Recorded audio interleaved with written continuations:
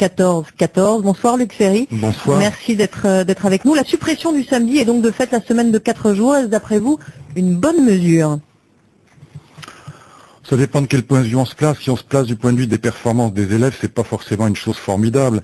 Si on se place d'un autre point de vue, qui est le point de vue budgétaire, qui peut paraître ridicule aux enseignants, mais qui n'est pas ridicule à mon avis en soi, parce que l'avenir des enfants, c'est aussi la dette publique qu'on laisse sur eux.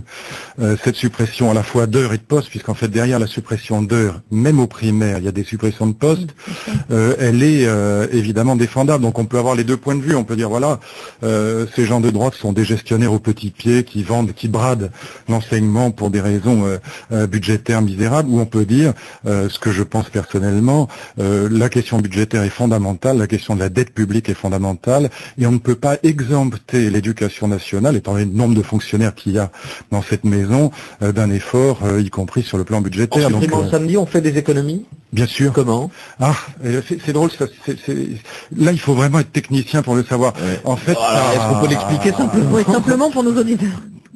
Oui, on peut l'exprimer simplement.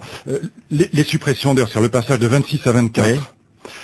Normalement, vous diriez, c'est dans le primaire, ça change pas le nombre de postes, Oui. c'est dans le primaire. Oui, puis en plus, il y a les 2 heures pour les élèves en difficulté. Voilà, justement, les 2 heures pour les élèves en difficulté, les 2 heures de soutien, ça permet de supprimer ce qu'on appelle les RASED, c'est-à-dire les réseaux d'aide, de soutien dans les départements, et ça fait économiser 8000 postes. Donc il faut quand même le savoir, c'est un point très important.